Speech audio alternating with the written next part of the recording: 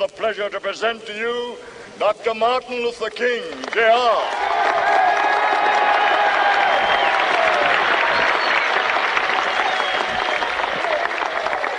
I am happy to join with you today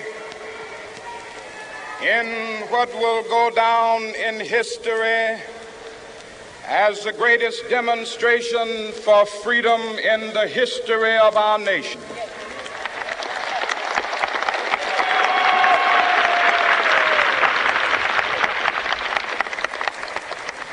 Five score years ago,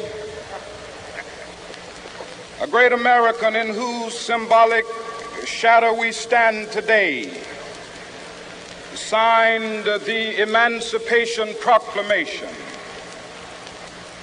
This momentous decree came as a great beacon light of hope to millions of Negro slaves who had been seared in the flames of withering injustice.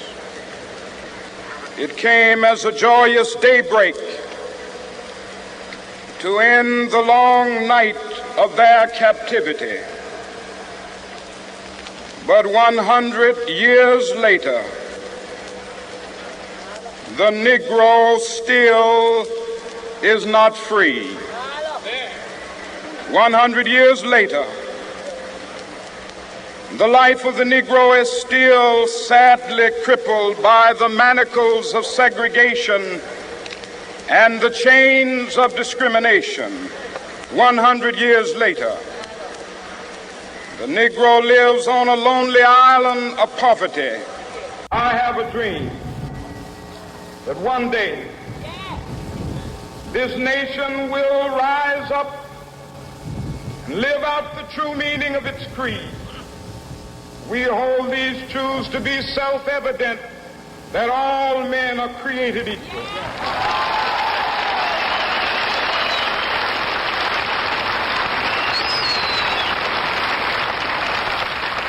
I have a dream that one day on the red hills of Georgia, sons of former slaves and the sons of former slave owners will they be able to sit down together at the table of brotherhood.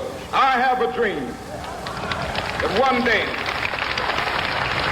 even the state of Mississippi, a state sweltering with the heat of injustice, sweltering with the heat of oppression, will be transformed into an oasis of freedom and justice. I have a dream.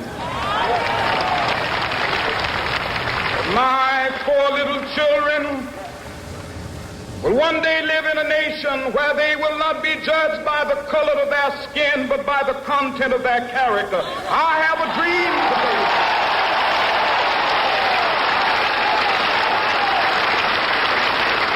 I have a dream that one day, down in Alabama with its vicious racists, with its governor having his lips dripping with the words of interposition and nullification. One day right there in Alabama, little black boys and black girls will be able to join hands with little white boys and white girls as sisters and brothers. I have a dream today.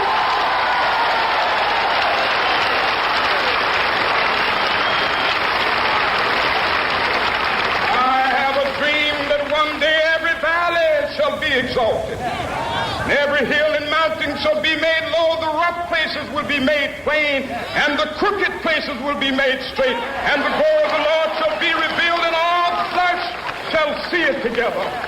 This is our hope. This is the faith that I go back to the South with. With this faith, we will be able to hew out of the mountain of despair a stone of hope. With this faith, we will be able to transform the jangling discords of our nation into a beautiful symphony of brotherhood. With this faith, we will be able to work together, to pray together, to struggle together, to go to jail together, to stand up for freedom together, knowing that we will be free one day.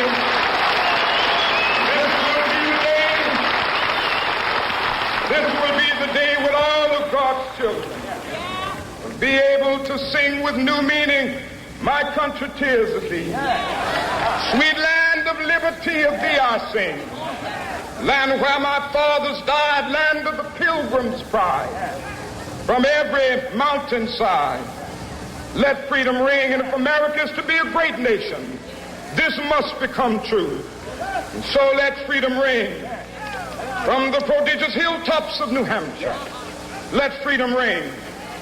From the mighty mountains of New York, let freedom ring. From the heightening Alleghenies of Pennsylvania, let freedom ring. From the snow-capped Rockies of Colorado, let freedom ring. From the curvaceous slopes of California.